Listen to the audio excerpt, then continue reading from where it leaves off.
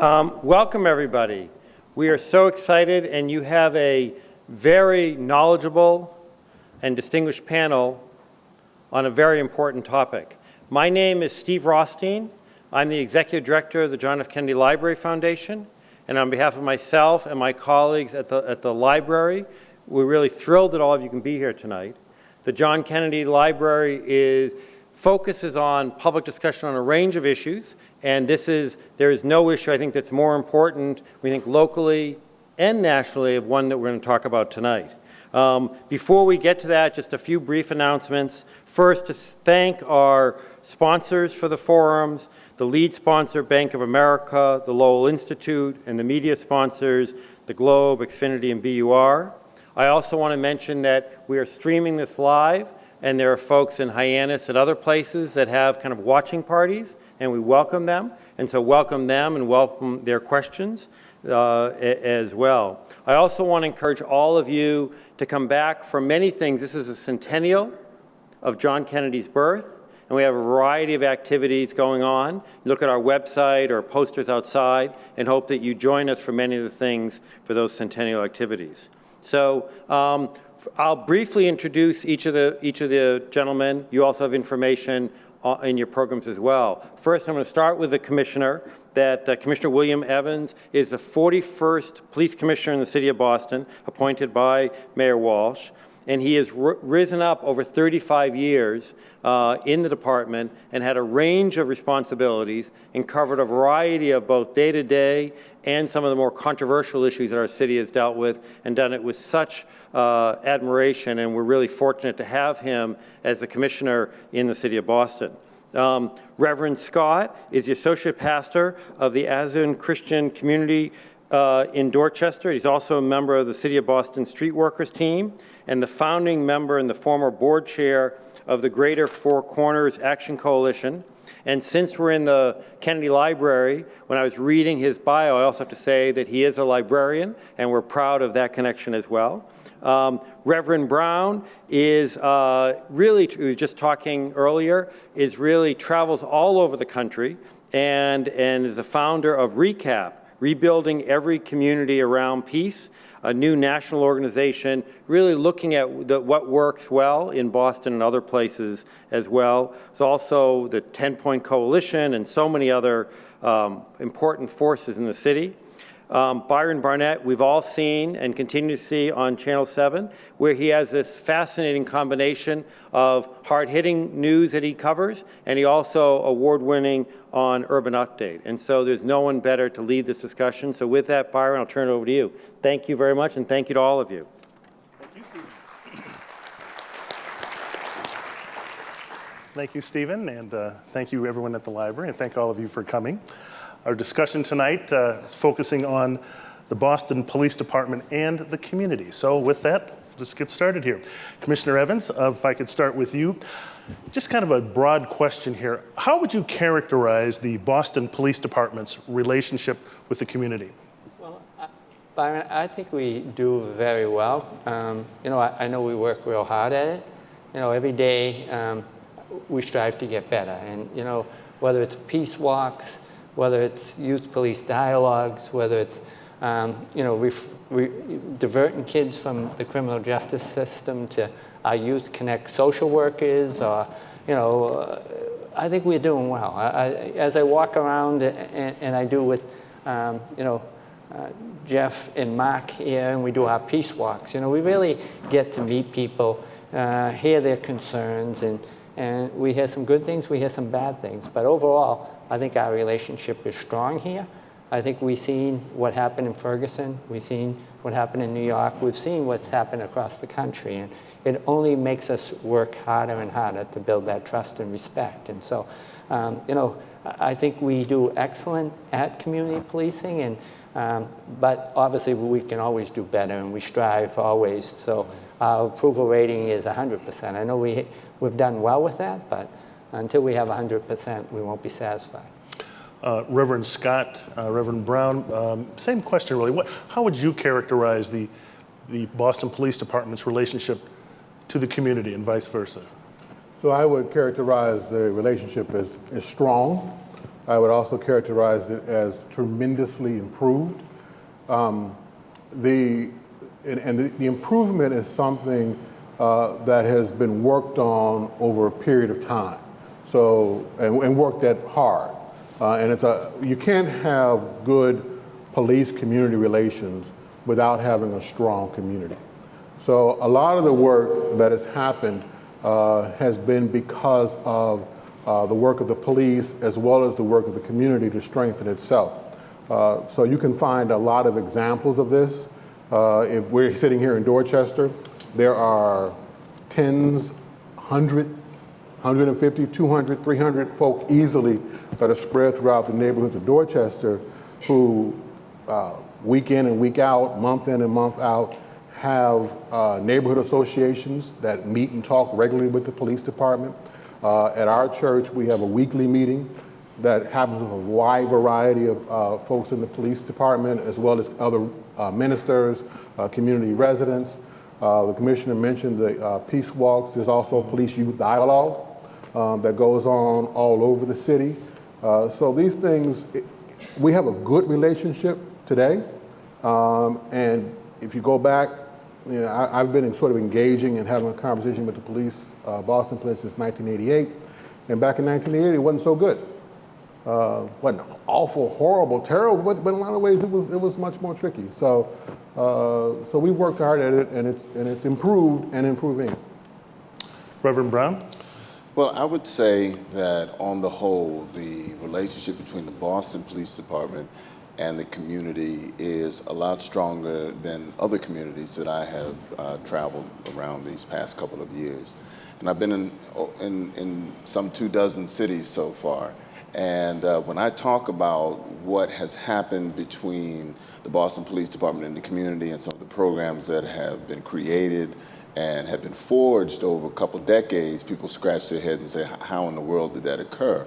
And it occurred because we had the kind of leadership in place that saw the improvement of the relationship between the police community as key to really reducing violence in the community itself. So I'm not saying that it's a Shangri-La situation. I don't think any community in the United States could say that. But I would say that if there's a chance for the kind of improvement that would be a model for the nation, Boston's one of those cities. Reverend Scott, you talked about the relationship being better than it was. You go back a few years, back during the 1990s, the Boston murder rate, we're up to like 150 murders in 1 year. I think the peak was 152. Now we're back down well below 50. What turned that around? First, why did that happen? And then why did it turn around? Commissioner, maybe I could start with you on that. Well, I think, I think obviously having strong gun laws here in Massachusetts is very helpful. I'm a little troubled when I hear, New Hampshire is going to a policy where you don't even need a license to carry, and we border on New Hampshire. But I think last year we recovered over 777 guns in the city, and it's a lot of hard work. I think our officers are out there taking guns off the street, but I think it's just also working with all our nonprofits, working with the clergy, trying to get to the parents, to sort of let kids know that it's not cool to be in a gang, that it's not great to carry a gun. And so I think, I heard the stat that in 2015, Massachusetts had the least gun deaths of any state. That happens, I think, mainly because of the work in Boston, because I think most of the violence is in a big city, no matter what state you go to, but it's a lot of great partnerships and a lot of hard work that has brought those numbers down. Reverend Scott, Reverend Brown, you've been here a long time. Any thoughts on why this spike in murders and the community in the 90s and how it's come down now?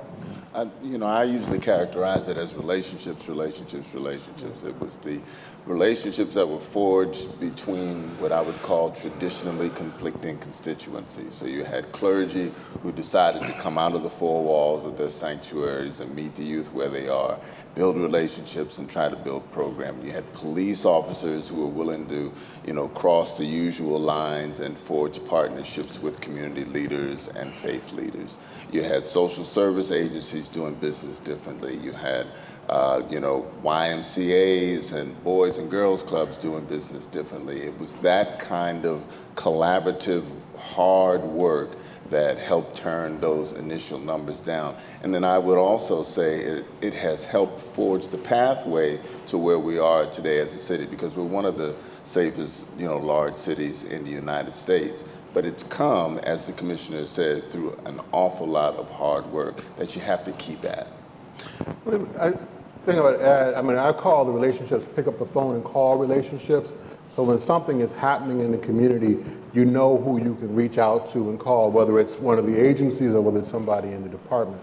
So the relationship part is critical. I think one of the things that drove that for us is when we hit 151, 152 homicides in 1991, and then that number drove down to 33, went 27 months without a juvenile homicide. One of the things that helped people agree is we agreed that a young person shouldn't die. So there are a lot of things we didn't necessarily agree on, we couldn't necessarily meet eye to eye on, but we agreed on that. And one of the things that was a lesson to me is when I first sort of came into the neighborhood and the violence was beginning to spike and become very dangerous and very frightening, I assumed that law enforcement was just one monolithic, that a police officer wasn't much different than a probation officer. And it was only as you began to engage and watch, wow, they play two different roles. And the district attorney is a completely different entity altogether. And so part of the reduction of the fracturedness was that within law enforcement itself, there was greater collaboration. So when we would get together and go talk to young people in school to try to say, hey, listen, you got options in life, right? If you go in the wrong direction, I can tell you that, and I can say this as clergy, as a resident, that the law enforcement community used to be kind of like this, kind of a little bit on the fractured side. Now they're more like this. So the likelihood that there's going to be consequences for your behavior is greater.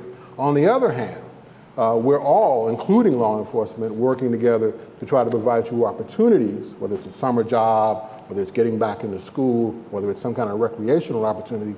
We're ready to try to work with you and your family to offer you those kind of opportunities.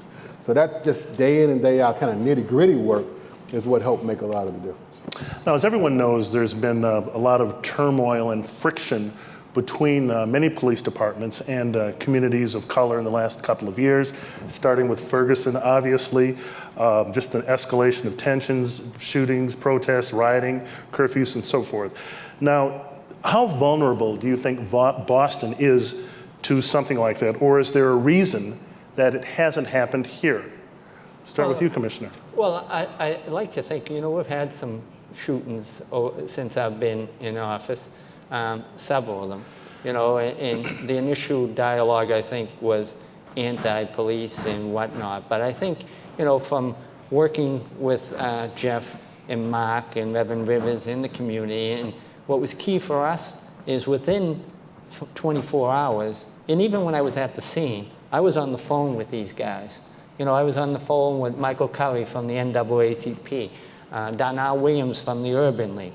I was reaching out right from the scene. And I had everyone in the next day, including electeds, everyone. And, I let them know everything I could. In several of them, I had the video the next day that seen them. So I think that showed that we're trying to be as transparent as possible. And, and it's built on past relationships. And anytime we have a bad shooting or a homicide, one of the first persons I call is Reverend Scott here, because a lot of times he's gone out to the scene and has assisted at some scenes that have been very, disruptive, where the families obviously are very distraught, and sometimes they don't want to deal with the police. And to get people like Reverend You know, the reverends who are here, and Father Jack, who's right here in the front row, who has been instrumental on Bowden Street. They're an important part of the relationship we've had. So I think we need here that we all work together. It's not the police against the community.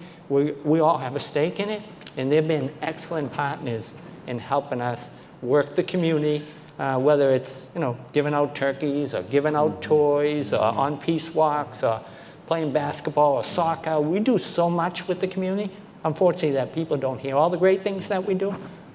Sometimes they only hear the negative, and I think that's why I think we're strong against something that could happen like Ferguson, but I would never say never, because you know, anything can happen anywhere, Byron. Now, Reverend Brown, you travel around a lot. Yeah. What are your thoughts about what we've seen, all the tensions and the problems we've seen in other cities, and why we don't see that here in Boston, or could it happen here in Boston? In many of the communities that I've visited and have worked in, you've had police departments who have a very different orientation to the community than we have in Boston. You have departments who really look at crime problem as, you know, their problem solely. They have an attitude where we just have to lock up the bad guys, and if we just do that enough, you know, then we'll have a safer community. And what that does is that drives a huge wedge between the police and the community. But what happens here in Boston is different. You have, at the top, leadership that is willing to be transparent and open, as the commissioner says, and it's driven down to the patrolman's level. And so you'll have police officers that are predisposed to be more community-oriented than, you know, strictly law enforcement oriented. And I'm not saying that, you know, every single police officer has that mentality, but when you have that as a driven part of the culture of a police department, then, you know, you'll have a different way of policing in that city. And if I can just touch on that just quickly, when I came on the job 35 years ago, a lot of what made a good cop was how many arrests you made, Byron. And I remember going in and they'd have listed how many arrests you had, how many moving violations you had, how many tags. You know, we've gotten away from that. I can honestly stand here and say, we don't have any quotas whatsoever. I could care if anyone ever makes an arrest. That's a whole shift in mentality. You know, we have social workers, 8 of them, working in our stations, where if we have a kid who's in need of services, we'll give them to the social worker, or we'll work with, you know, the clergy to do home visits to the kids. So, you know, the statistic that me and Mayor Walsh in the department are most proud of is over the last 2 years, our crime has gone down 15%. Last year we had like a 20-year low in homicides, but we were down 25% in arrests. And so our numbers are all coming down, and our arrests are coming down. And I think that goes to show, like Reverend Brown said, we're not out there trying to achieve our goals by locking young kids up. And as the mayor says, we're trying to lift these young kids up. And I think that's a real shift in the whole police mentality from being strictly law enforcement versus now we're more social workers trying to keep kids out of the system. You know, one other thing that's come out of this last couple of years of all this turmoil, again, starting in Ferguson and hitting so many other cities, is this whole Black Lives Matter movement concept. I wanted to ask all 3 of you, and I'll start with the commissioner first. What does Black Lives Matter mean to you? Well, I think it means the past discrimination, you know, whether it was Charles Stewart cases, a lot of injustices done to the black community over the years. And when everyone says, well, all lives matter, I agree, but there's a history with the African American community where they have some real legitimate concerns about police activity. And so I think it's more dealing with that issue. I mean, we all believe all lives matter, but it's how do we correct the wrongs of past law enforcement? Because I'm not trying to put you on the spot here. That's fine. But a lot of people, that phrase just really rankles a lot of people and a lot of police officers who have seen a lot of violence against, their brothers and sisters over the past couple of years as well. I guess, how do you square that that's why I asked, what does it mean to you? How do you square that, that concept when you know it really angers so many people? Well, I think we do it in the work we do every day, Byron, when we're out there working with the kids in the schools, when we're working with them with the YMCA. I think the biggest way we can show Black Lives Matter and all lives matter is by working with these kids, trying to make a difference in their lives, as opposed to locking them up, giving them jobs, giving them school opportunities, and exhibiting that type of behavior. Reverend Brown, Reverend Scott, Black Lives Matter. Well, what does it mean to me? I mean, I resonate with it. I agree with it, right? I wholeheartedly support it. I take it too as a challenge to me personally. I take it as a challenge within the community. I mentioned that you can't have strong police-community relations without having a strong community. And so our community has many different entities in it that are strong, that need to be stronger, that need to be better connected. One of the things that happens when we have had an officer-involved shooting in Boston, and I said pick up the phone and call, the commissioner has a number of folks in the community's phone numbers in his cell phone. So he's going down the list punching, and it's elected officials, it's civil rights leaders, it's clergy, it's other civic and community leaders. So, and in an incident like that, the person who's going to be the flashpoint, the right on the border of things is going to be the police, obviously, and it's going to be the commissioner. So he's able, I think, in that role to connect to all the different parties in our community faster than we would connect to one another. And so if it happens on Friday, on Saturday morning, we're in the commissioner's office, just what we know, which you don't know everything, right? But here's what we know, here's the footage we've got, and we don't have to agree. We don't have to, we're not, the district attorney is going to make a determination as to what happened, and that's going to take some time. When he does that, we'll be in his office having the same conversation. So Black Lives Matter as much as we prove they matter. So we have to be able to come out and be at that meeting and engage that, talk to our communities, different parts of it, to make that a real statement. Reverend Brown. So I would say that Black Lives Matter means two things for me. First of all, if you understand the statement, it means that if all lives matter, then Black lives should matter. And if you look at what's happening in the larger society, it looks like Black lives do not matter. And so that's one piece of it. The second piece for me is that there has been a revival of activism among our young people. And that's the most encouraging thing to me. Black Lives Matter means that there are wider systemic issues that have produced a culture of violence within our community, but it's all connected. When you look at decades of failed housing policies, poor educational institutions, chronic underemployment and unemployment, and poor health care, and then you throw in drugs, and then you throw in guns, little wonder you'll see this culture of violence emerge. And so you have this issue of the lack of trust that the community has with the police, and it's all connected with one another. And so what Black Lives Matter means to me is that if we're going to have safer communities, more peaceful communities, and more vibrant communities, we're going to have to address some of these larger systemic issues. Commissioner, was it difficult having a discussion with your white police officers about Black Lives Matter? No, I mean, I think the whole concept, what they see, Byron, is the constant violence in the neighborhood, especially, unfortunately, the minority communities. But you try to explain that, you know, a lot of these young kids, and we see it on peace walks, they don't have a whole lot. You know, they don't have the opportunities that a lot of people have. And so you try to say it is, you know, systemic as far as, you know, we got to lift these kids up, get them out of the neighborhood. Otherwise, it's going to be a vicious cycle. And I got to say, you know, the Ferguson effect basically is what people talk about, how police are doing less because of the scrutiny on them and because officers are getting locked up and they're being sued. But we haven't seen that happen here in Boston. Our officers haven't skipped a beat, but I think it's made them work harder, Byron, at building stronger relationships, especially with minorities. So I think a positive to come out of this is realize we got to do our job better and we have to do more outreach to the minority communities. And I think they've more than been up to the challenge. The police commissioner alluded to doing home visits. And so a little more about that, which is, I think, goes answering some of your question. So weekly, twice a week, every week.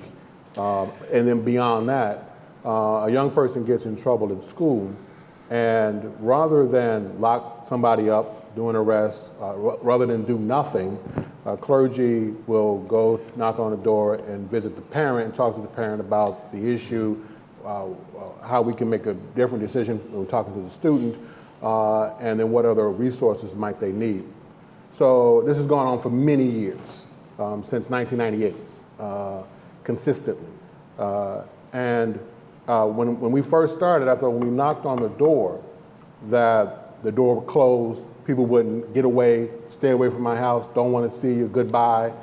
And I'd say 98, 99% of the times, the door is open, you're in the living room, you're in the kitchen, you're having a conversation, and so people are interacting in their homes in a positive way with police officers on a regular basis. And this would be young people who we wouldn't have shown up if there wasn't some issue. So that's what, when we say week in and week out kind of work, not just a PSA, not just a statement from the mayor or the commissioner, but that's people seeing line officers in action on a weekly basis. Let's talk about diversity on the force. That's something that's an ongoing subject. Boston, for the last few years, has been a majority minority city now. Right. I think you look at the statistics in the Boston Police Department, 60% white males, 40% women and minorities. You could even shift the statistics and say 65% white and 35% people of color.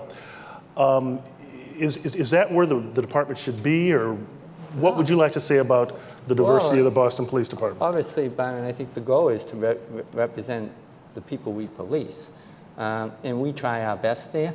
You know, the challenge for us is in the hiring process with civil service. You know, we just can't hire who we want. People take an exam, and it's, you know, and where they fall on that state exam is how we hire, with the veterans up first, and we hire strictly by grade. And based on that, we don't... Give me an example of how you can't hire someone that you want to hire. It's basically an exam given every 2 years by the state civil service, and it's general knowledge, but based on how you do, they grade you. And veterans, disabled veterans, for their service, and you know, I'm a big supporter of veterans. I had 3 brothers who went off and fought in the Vietnam War. They get extra credit. They go to the top of the list. And then the state hires, we hire off that list. And unfortunately, we don't get the diversity that we would like at the top of that list. And so, you know, so that's an inhibitor. I know Mayor Walsh, we just hired a cadet class that we had 41 we hired, and 31 of them are from minorities from the neighborhood. We're hoping continually hiring cadets will help us, but we've made a real concerted effort on that. You know, I have Chief Gross, who is my number 2 commander. He runs... Superintendent-in-Chief? Yeah, he does a super job. Every decision made in the city is with me and Willie. My command staff is the most diverse it ever has been, 50%. And for the first time in the city's history, we have 3 minorities running 3 district stations, which wasn't the case when I came on board. You know, the specialized units, I know there was just a recent article in the Globe. I think, you know, our school police, 18 of 22 officers in there are minority.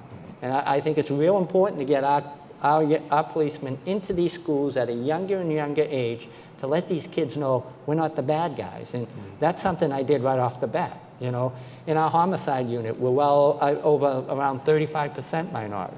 You know, so I've really tried to boost everything I can while also maintaining enough minority representation on patrol, because, you know, we need uniform diversity answering the 911 call. So where I can make a difference, I think we've made tremendous progress in that particular area. I wish it was better, but state civil service prevents us from hiring more minorities than we would wish.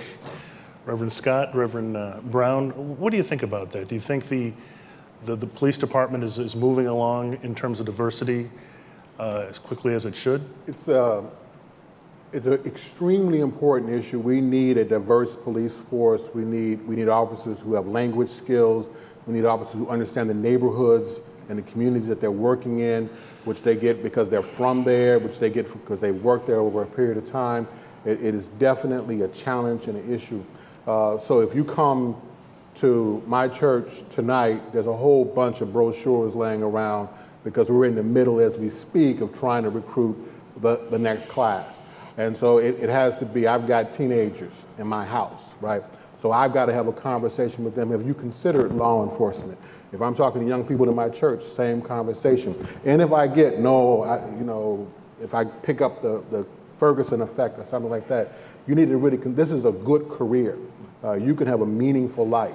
You're going to be paid well. You can make a difference in your community. So if people like parents, like community leaders, like coaches, like teachers, if we don't talk it up, if we're not talking it up at Boston Latin School, Boston Latin Academy, O'Brien, all the other schools in the city, if we're not pushing it, and if we're not talking to people who are coming home, who are veterans, who are people of color, who are coming home after having served the country in the military, this is something that you consider. That it's a challenge, and we should do everything we can. The cadet class is a brilliant, bringing that back on. That's a great step in the right direction.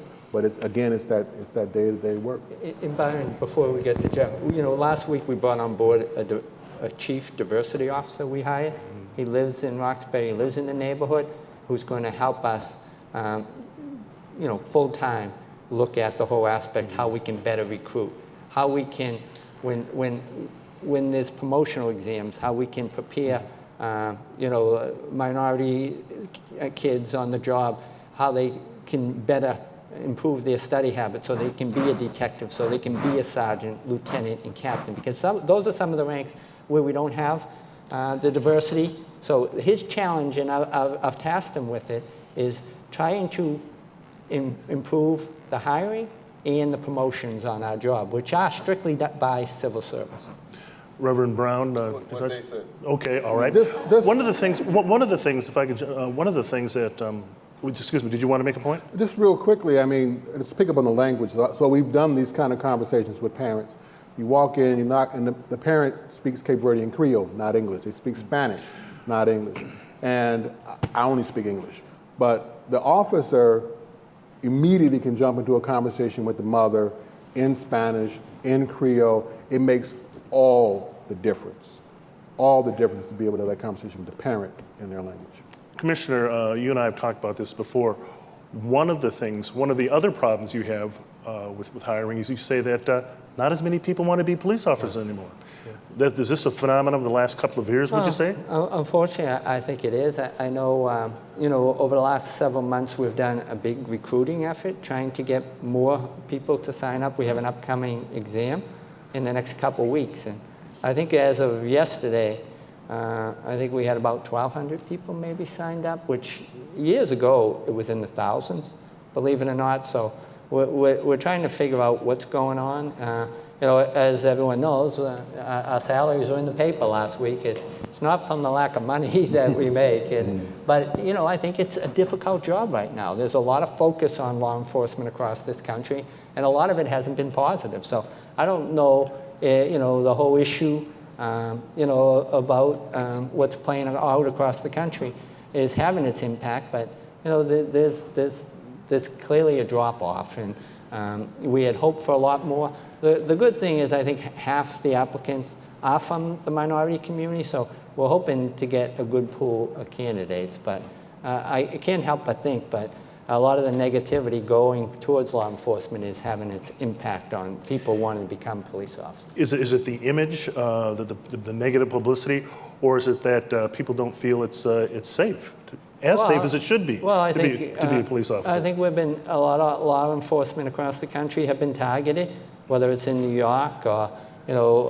Dallas, as we've seen, and I'm sure some parents, and when I get these young recruits and I do you know, the graduation. I can see the fear in some of their parents. I know I have 3 kids at home here in South Boston.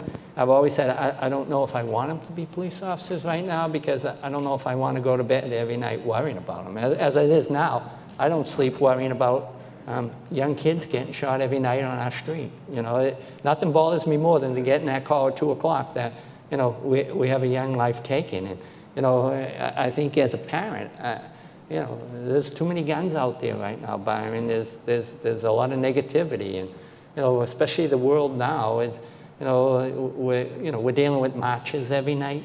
You know, whether it's immigration marches, the transgender marches. You know, we have our hands full right now, and when I came on the job, we worried about crime, and that was easy to deal with. But now we worry about crime, we worry about terrorism, we worry about our relationships with communities of color. There's a lot more. This job has gotten a lot more difficult over the years. You are in the midst of a experiment with body cameras right now. I'd like to ask you how it's going, and I'd like to ask you a response, whether you think it's worthwhile, your thoughts on police officers wearing body cameras. Right. Commissioner? Why don't you guys Okay, talk all right. about body cameers first, and then I'll let you know whether to share the, I don't want to be the... One of the things I noticed, by the way, is that some of these last, well, let's talk about body cameras first. So body cameras are an idea, I think, a technology whose simply time has come. And you know, there's been and we've been able to have footage about some officer-involved shootings here in Boston that have actually been very helpful to the city and helping people understand and get a better handle on what happened. One of the things that was interesting in the process here in Boston, this is part of what makes, I think, maybe Boston the kind of city it is. My perception is that when the idea first began to circulate, the commissioner, the mayor was like, well, we're not against it, but we're not so sure. And then the community began to really talk about it and push it, and you began to see the impact of it coming from all the stuff happening around the country. And so Boston began to endeavor to take it on. And I would say, in looking at this issue in Boston is to do it, to try to learn how to do it right, to do a pilot.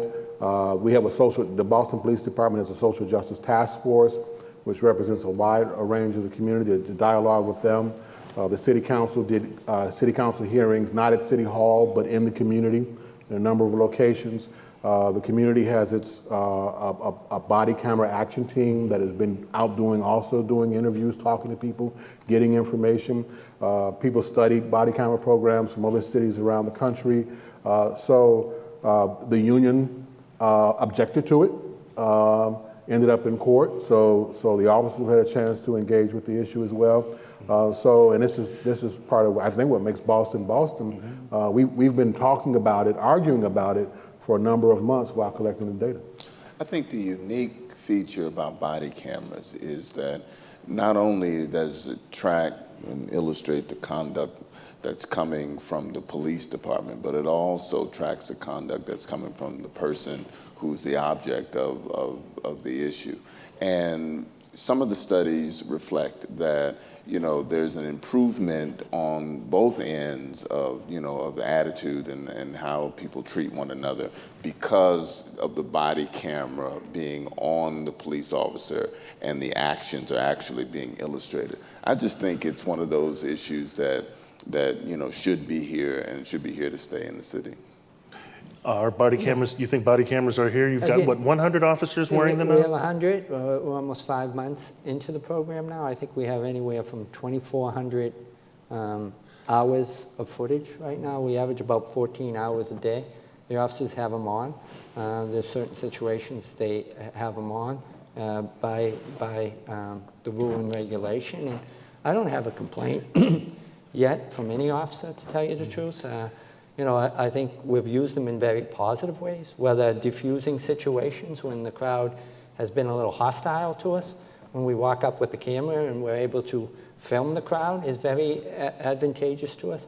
It's helped us in a lot of criminal investigations as far as, you know, we've filmed gun arrests, basically walked the whole procedure through that we have it on camera. So we're using it to a lot of positive, in a lot of positive ways. And honestly, Byron, I think we've had one request over the 5 months to view footage, and I think it was by an insurance company, basically. So the good thing is we really haven't had any demands by anybody suspecting our officers of any misbehavior, that we got into a situation where we would look at it and try to judge the officer's behavior. How do the officers use the cameras, the ones who are wearing it in the experiment? Do they, when they're going to engage with somebody, like a traffic stop, or go to a call at someone's house, you turn it on, or how does it work? Exactly. We have a rule and regulation that says when you have to have it on and when you can turn it off. And for the most part, when they're on their own time, they don't have it on. But as soon as they get a radio call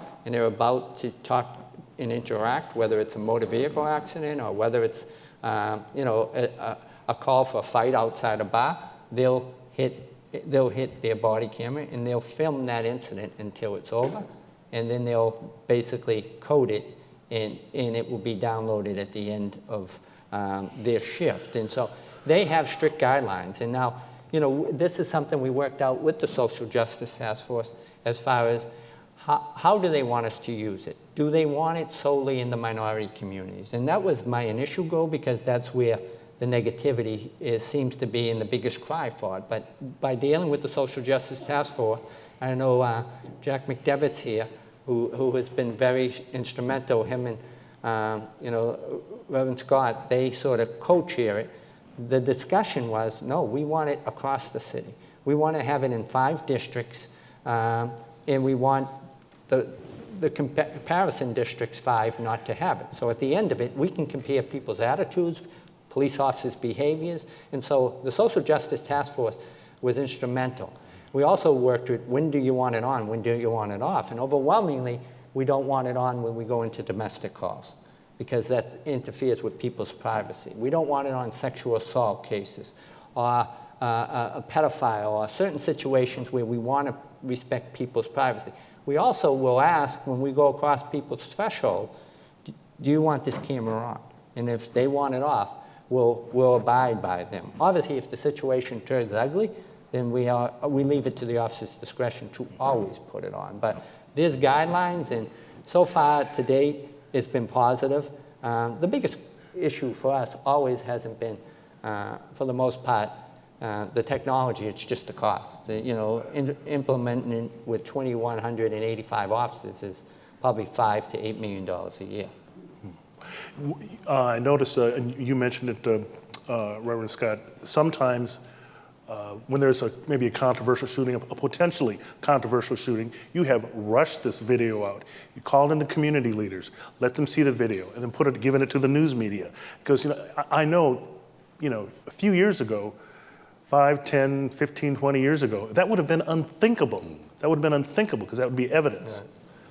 Right. But obviously that's kind of the new normal, I guess. Well, when Officer Monahan got shot, it was, right away, everybody was blaming us for the deadly shooting. And I always say, it's a sin that we ever have to take anyone's lives. And I always make clear that we feel for the family of the young one that we have to take their lives. But, in situations where we're met with deadly force, we're trained to use deadly force. And when we get to show that video, I think it shows, that we believe that in these situations that let the community make the call. I think it was unprecedented for the commissioner to be open to calling community leaders. I mean, I was one of those leaders that he called in, for that particular video that he's talking about.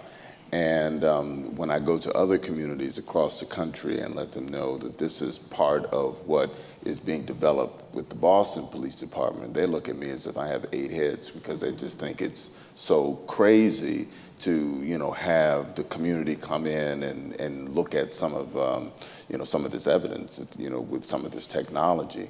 But, I dare say if that happened in Chicago, they might have a different result in some of the issues that they've had to contend with. But we've done that here in Boston. And because we were able to see that footage, we were able to come together as community leaders and really help spread the message that, this is not one of those issues that should blow up into a Ferguson. One of the things that's interesting in that, when that happened with the Angelo West, Officer Moynihan shooting, one of the state rep who was there said we should make this our standard, that, in this case, we have some footage. The officer was almost killed in that situation, right? And he was very clear that Angelo West was the one who began the violence towards the officer, and then they returned.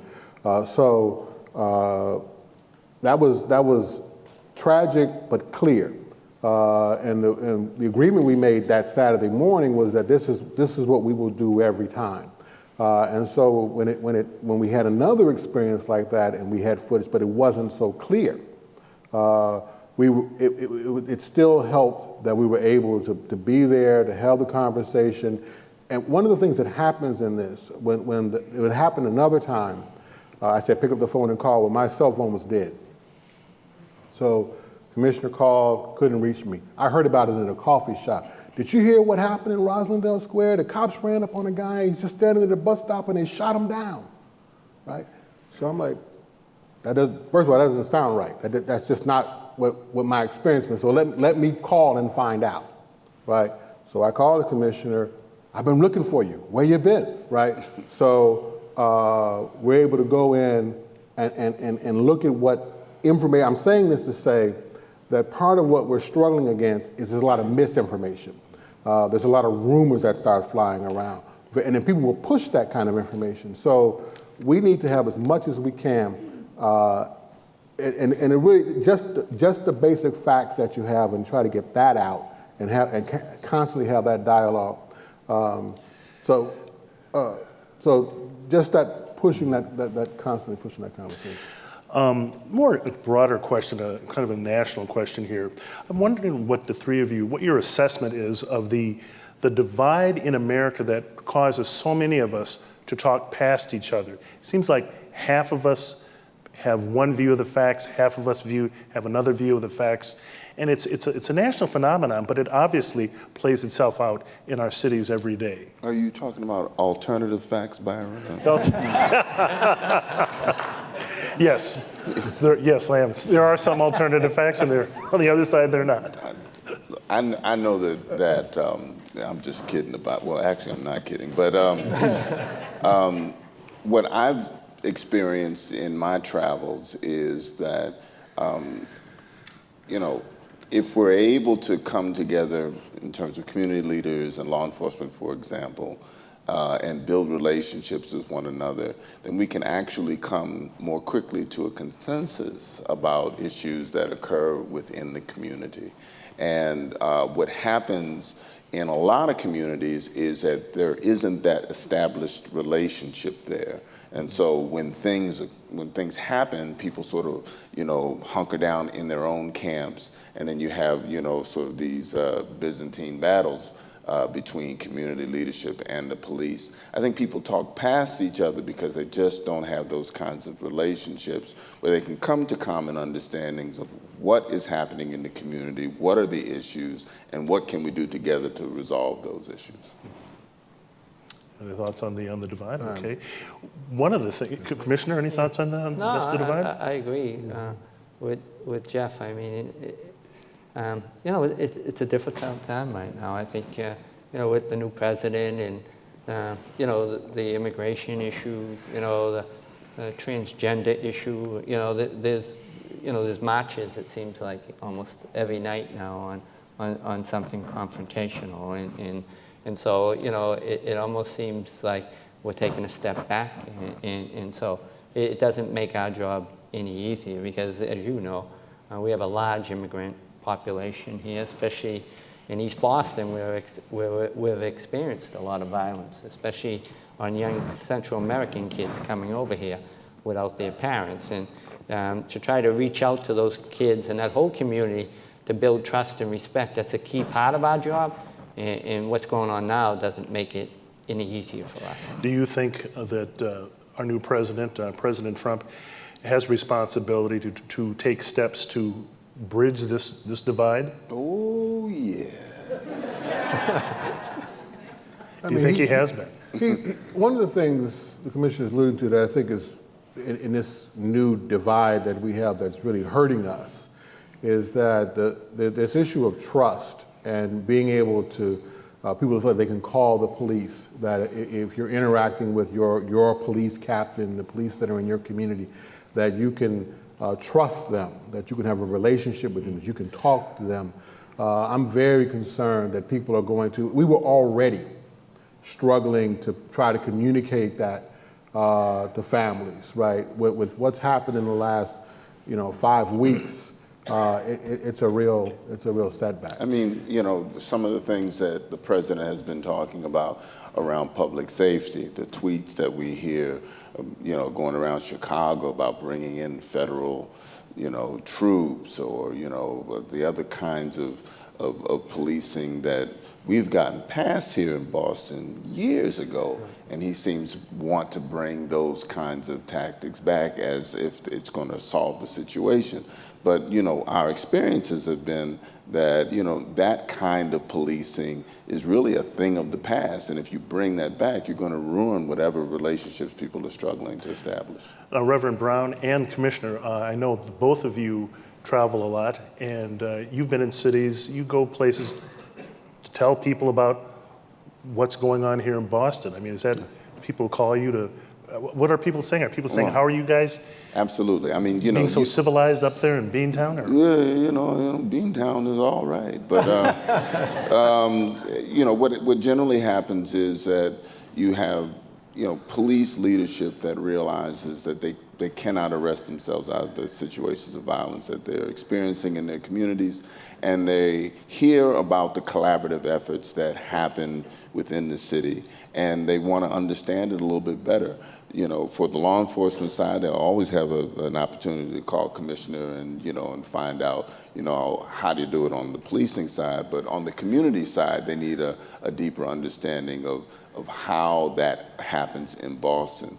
And so, because I've been doing it over 25 years, and have seen it all basically, I'm able to go into communities and talk to community leaders and talk to law enforcement officials to talk about ways in which the collaborative process really is the way to go, and it helps to build better police-community relations in the long run. So you can do some short-term things in order to build the kind of work that will reduce violence. But this really is a long game, because police-community relations, in particular in communities of color, have been like this for an awfully long time. And so it's going to take a while for it to improve to the point where, everybody feels comfortable. We've been talking about what the police department can do, to improve relations in the community, to do things in the community. Are there things that the communities can do, the citizens in the communities can do to make the relationship stronger with police and make things work? But one of the things we've done, we talk about officer-involved shootings. A lot of times those cases, the officers are the victim. And so when that happens, the community should step up and express concern, make a phone call, visit, have a vigil, have a peace walk, respond as though we cared about the police officers' lives as much as we care about anybody else's life. So responding when officers are wounded are killed from the community, that we would drive that process is important. One of the things that was alluded to here too is the issue of trauma. So when there is violence in the community, gunshots fired, somebody hit, somebody killed, then the community has to begin to draw on its resources to help the family, to help the individual that was wounded, to help the whole neighborhood understand what happened, work to recover from that violence, to heal, right? So as we're healing ourselves, we make the community stronger. And then finally, when you see a commissioner, when you see a police officer who is reaching out, then meet them halfway, right? So if you're trying to help diversify the department, let me help you do that. If you're trying to find alternatives to kids who've gotten in trouble, let me help you do that, right? If you want to go on a peace walk and you want to walk around there, I'll walk with you, right? So meeting each other halfway instead of talking past one another, but meeting in the middle and doing something together. Sounds like the three of you, well, it's clearly the three of you talk a lot. You spend a lot of time talking to each other, understanding each other. Seems to be part of the foundation of what you think helps to keep the city safe and in contact with each other.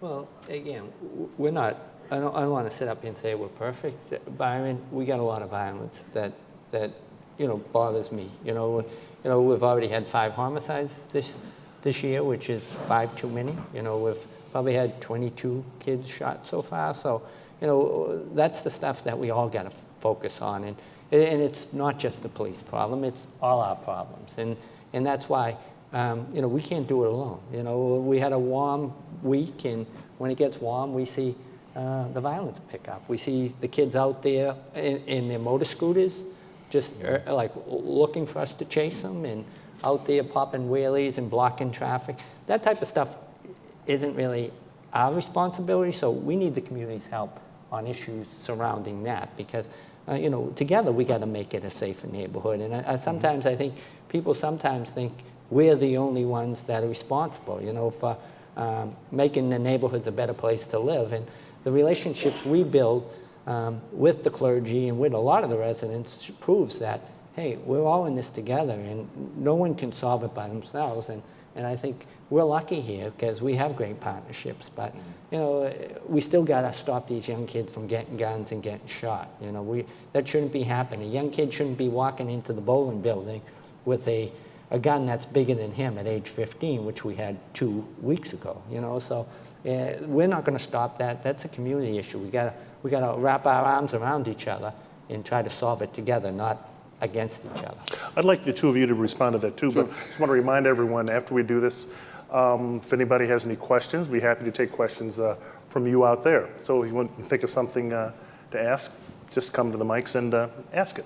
But again, continuing on this theme. So I would add to what the commissioner said is that another key piece is, we actually try to build relationships with one another. We try to get to know one another. I mean, I've known the commissioner, when he was young and skinny. And so, when he was a captain, when he was a lieutenant, I've known him for many years. I've known Mark.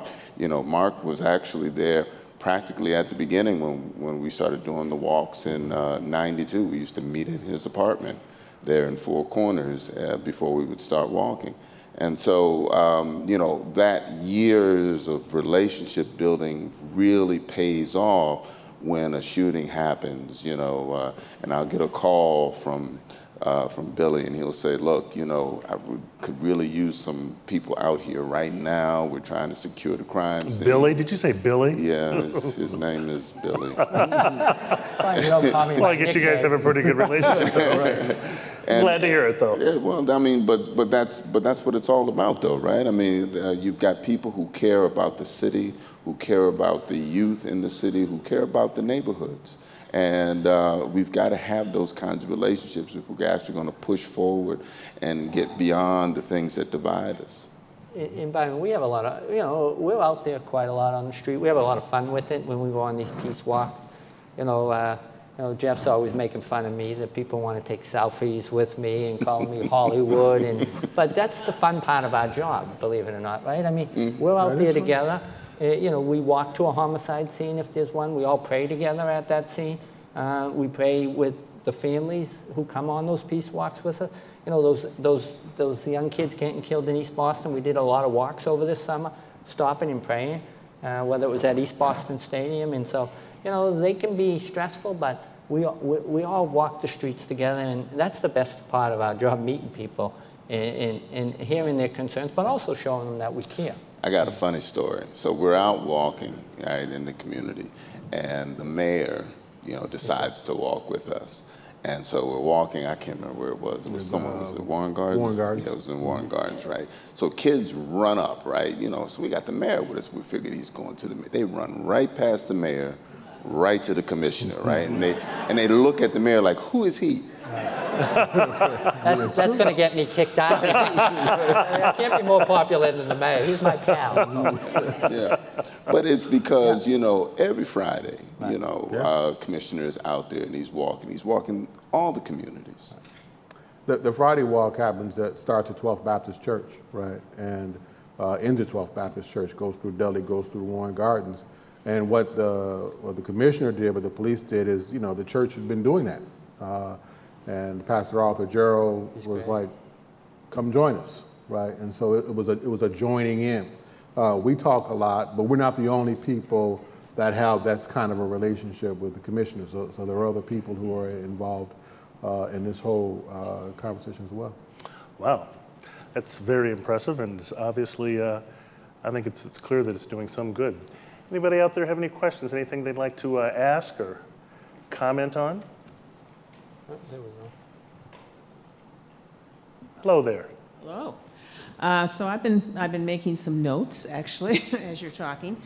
So I have a couple of things, but I'm wondering, Commissioner, how much discretion do you have with your civil service exam, the people that score high? How much more of a process do you go through in terms of deciding who to hire? And I will say that a police officer that I know, not in this community, made a comment recently to me that actually some of the veterans coming out of violent situations often were perhaps not as calm. Right. And so that's part of my question. How much more do you have to go on? I would like to just bring up three things, if you don't mind, and then I'll sit down. But also, I haven't heard much about working with the schools. I myself was an educator for many, many years, and I know that school suspensions are often a, beginning step, or maybe not a beginning step, but a step along the way. And so they're out of school, they're out of their education, and there can be situations where, again, the purpose, well, I shouldn't say the purpose, but people want to get them out of there. They're disruptive. So what kinds of things are going on with that? And I'm also wondering about, there's a lot of communities that you border that may or may not have good relationships, the police and their communities. And so how does that factor into the whole thing? Okay. Let me start with the veterans question. Again, the veterans, for the most part, if they establish residence here, and a lot of them aren't from Massachusetts or anything, they usually go to the top of the list. And we're very much aware that some of them might be coming right off the battlefield in Afghanistan and Iraq, and we take that into account when they come. Obviously, we make them take psychological tests when they come in, but also, we try to wean them out in the academy and then try to culturalize them, basically. I think we got probably the best academy in the country as far as bringing community members in, whether it's Jeff or Mark or Mona Lisa Smith from Mothers in Justice with Equality. I remember one day meeting Mona Lisa when I became the commissioner, and she said to me, Commissioner, I wish your officers would know what it's like to be a mother out at a crime scene whose son was just shot dead. I said, Mona Lisa, why don't you come in? And so she comes into every academy class and talks to them. We have the NAACP, we have the GBLTQ come in. So we try to bring a lot of the community in so that the veterans in all our class has a better understanding of the community. We pull them out of the academy for a week. We let them walk in some of the neighborhoods, especially where the violence is. So we sort of culturalize them to what it is. And also, I always talk to the class in the first week or two, and I let them know what their role is. And I can honestly say I stress that if you came here to think that this job is about locking kids up, then you're in the wrong profession. Our job's all about trying to divert kids from the system and make a difference in their lives. And I grew up in South Boston, probably about a mile from here.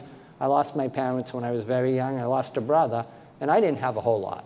And a local priest got me into a good school where I always say I didn't have the brains or the money to get into it, but he gave me the opportunity.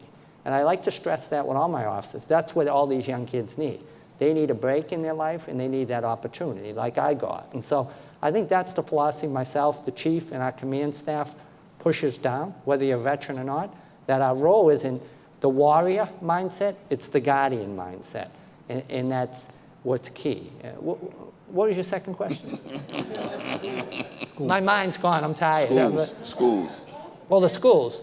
Well, I think I spoke to, we have 22 officers who are in the schools, and I think they're doing a tremendous job reading with the kids and everything else.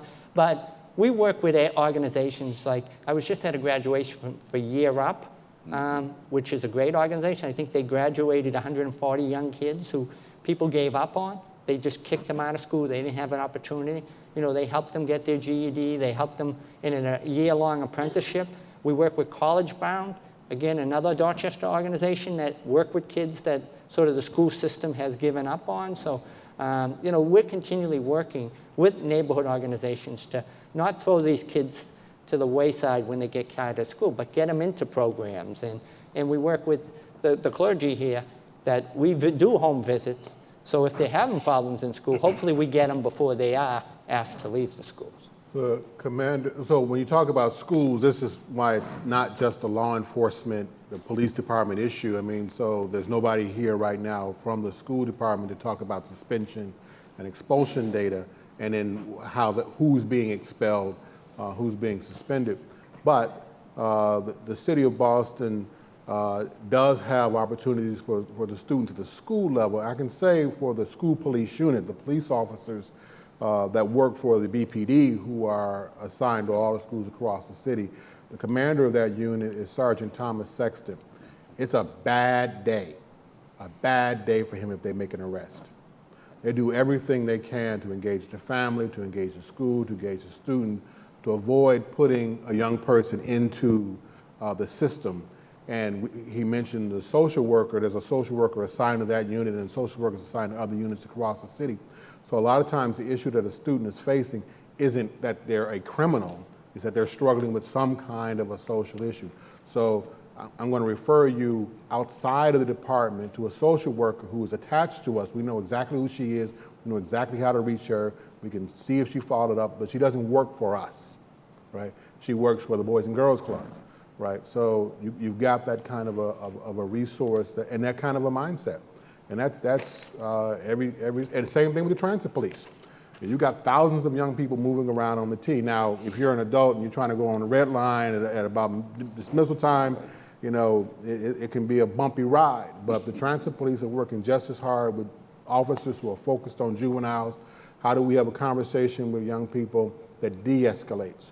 So, they're working, they meet every day, 10 o'clock every day, the transit police are meeting, talking about what happened yesterday, what do we got to be focused on today, how do we intervene, how do we prevent, and if something does happen, how do we engage it in a way where we're de-escalating the situation? Border communities, that was my third question. The only third question was what? Border communities that border Boston, where, how do crime doesn't just stay. No, I mean, we have a daily conversation through our Boston Regional Intelligence every day with all the surrounding communities on what if there's an act of violence in Chelsea, Revere, Quincy, any of that, we know about it. We share that information, so we're always communicating.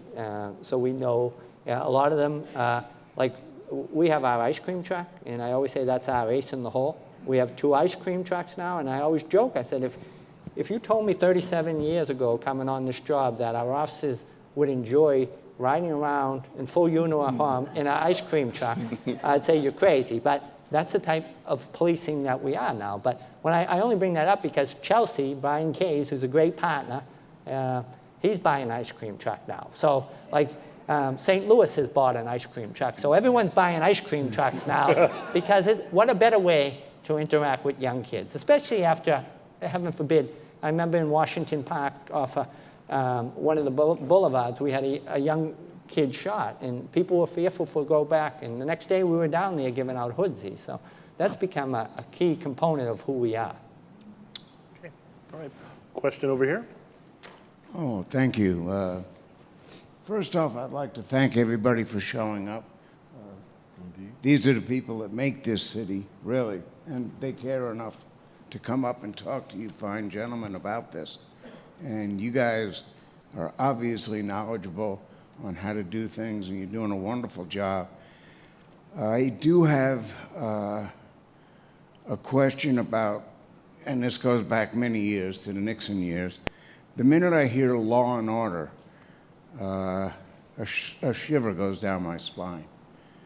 Okay, because that to me, coming from someone who is occupying the White House, is saying, we're going to do everything we possibly can to beat you into the ground. And I think we have to fight against that. As far as people of color being attacked, when I see on television a young man turning away from a police officer, not here, thank heaven, but being shot in the back 8 times, I am so repulsed by that. There is no reason for that on the face of the earth. That's right. First off, you shouldn't be shooting to kill, although I realize that's the training.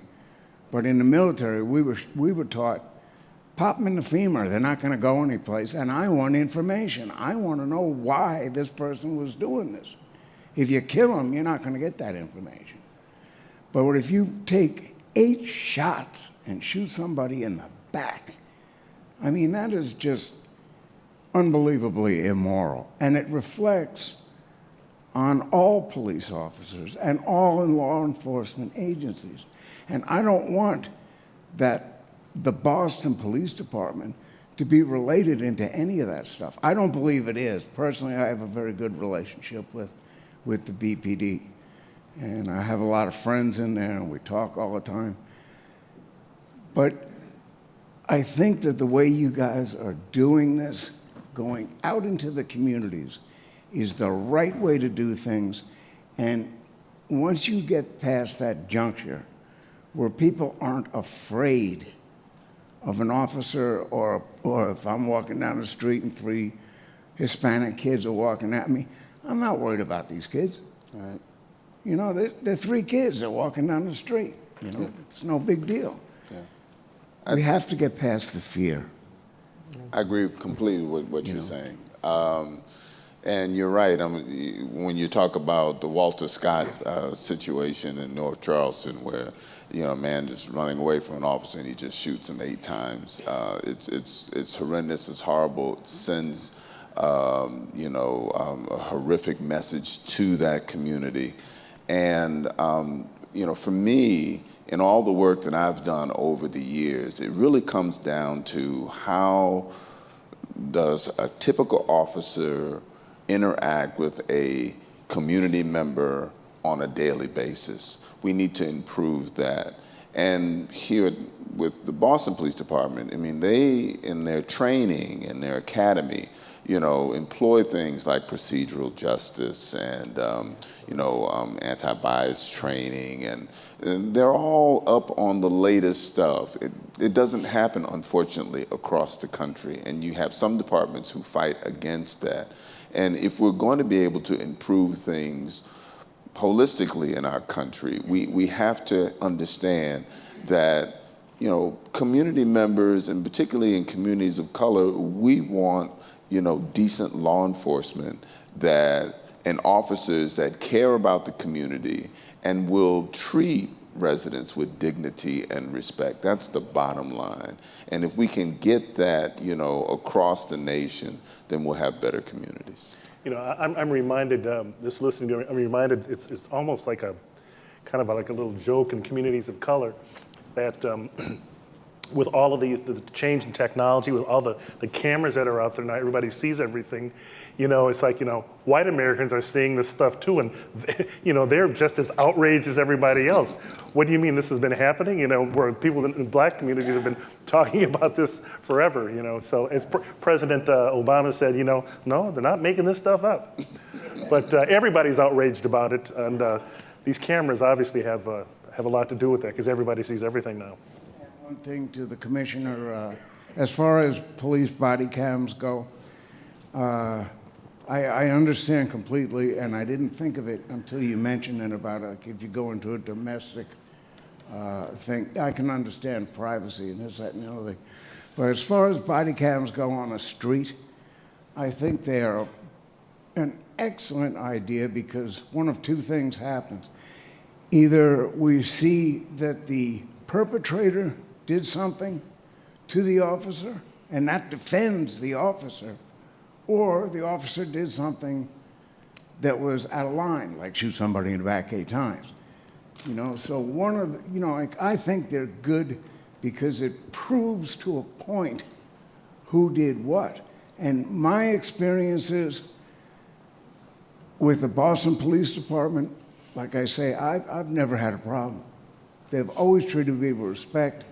I'm doing 30 and a 25, they pull me over and they say, hey, you know, you need to slow down. And I'm like, I'm sorry, I wasn't thinking, you know. They've always treated me with respect.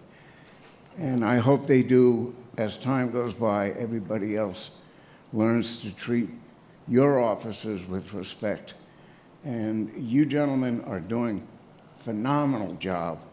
And you, sir, by getting this out, you are right on top, right on line. Thank you. Thank the Kennedy Library. Thank the Kennedy Library. You know, one thing, another question right here. I was wondering if you could each talk a little bit about the role that streetworkers play in helping reduce violence, maybe a little bit historically, and then currently what their role is as well. Well, you know, I can let Reverend Scott, because he's one of the guys out there who are doing the street work for us, so if I can defer. That'd be great. I'd also love to hear what the police relationship with the streetworkers is like also. So street workers are a big part, and I'm not saying this because I'm a part of the department. I've observed the street worker department since its inception. He's also saying it because he's a part of it. And he's doing a good job. But I play a different role within the department than my colleagues do.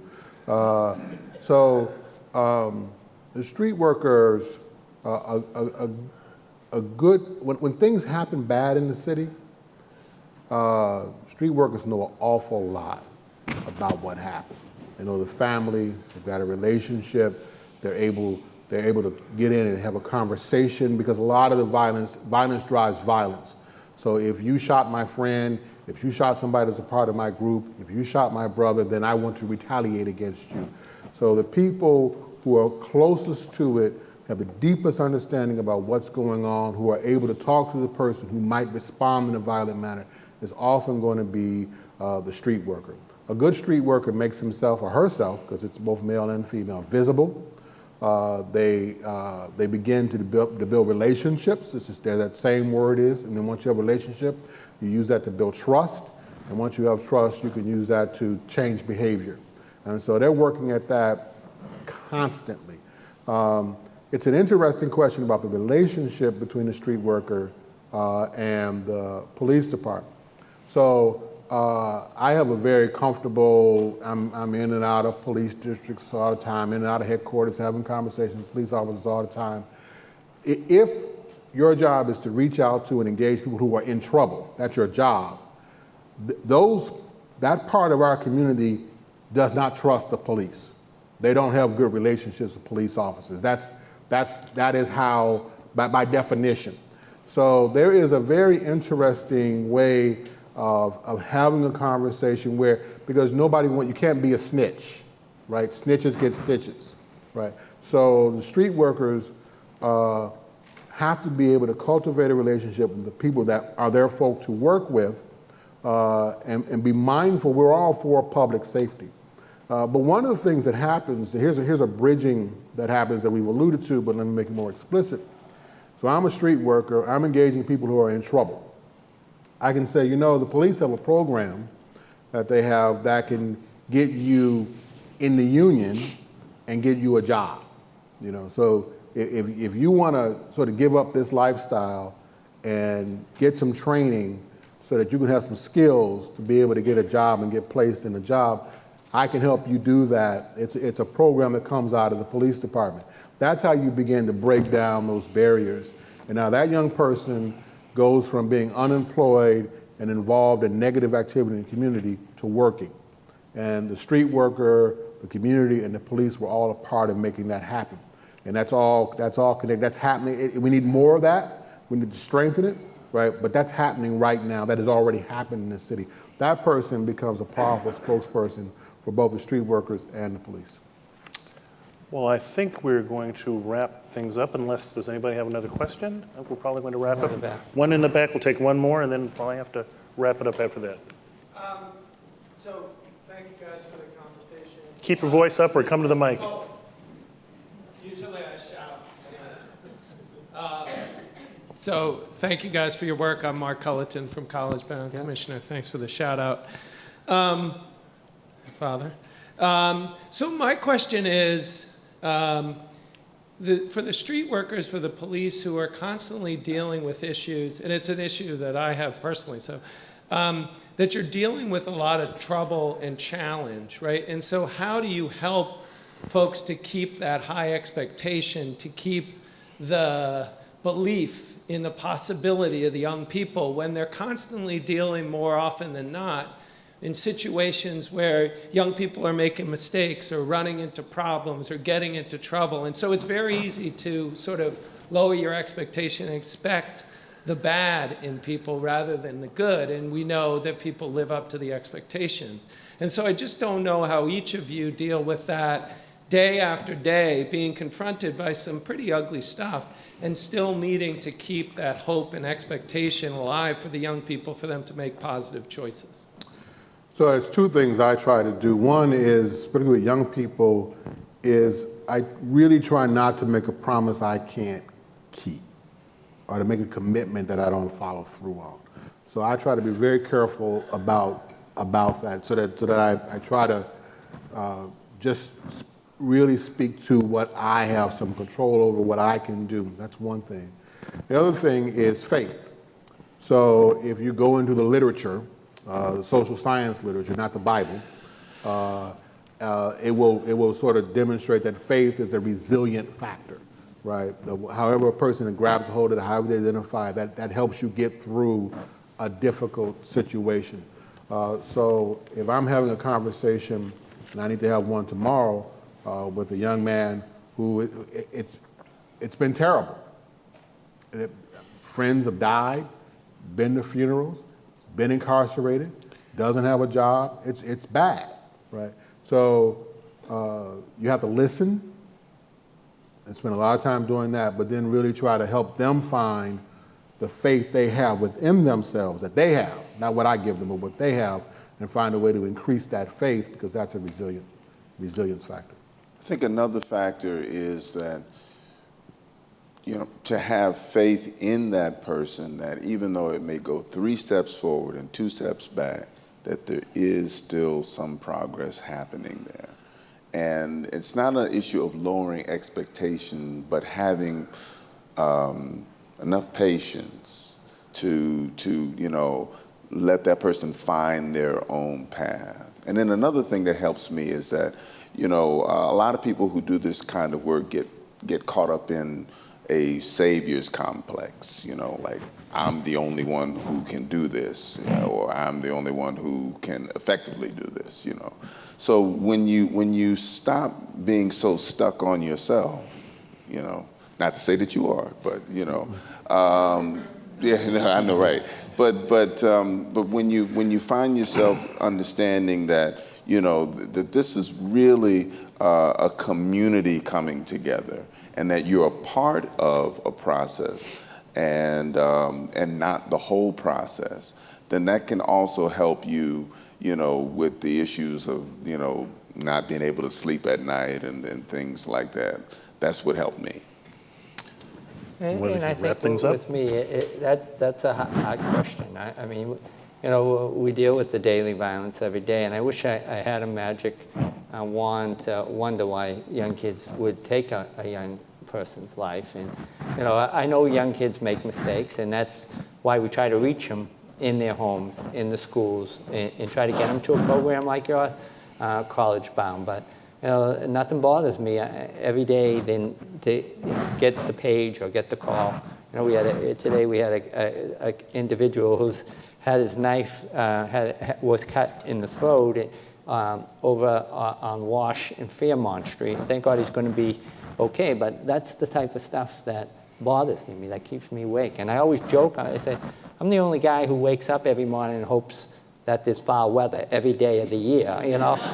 You know, when the weatherman says it's going to be a beautiful weekend, I say, ah, shit, pardon the expression.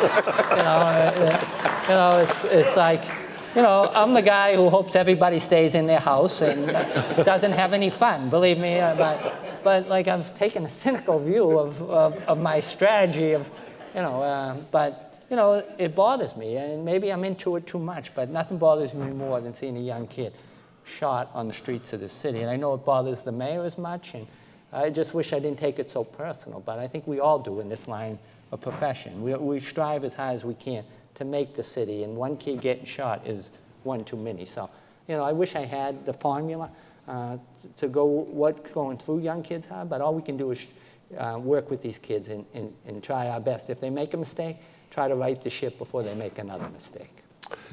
Commissioner William Evans, Reverend Mark Scott, Reverend Jeffrey Brown. Thank you all, and good night.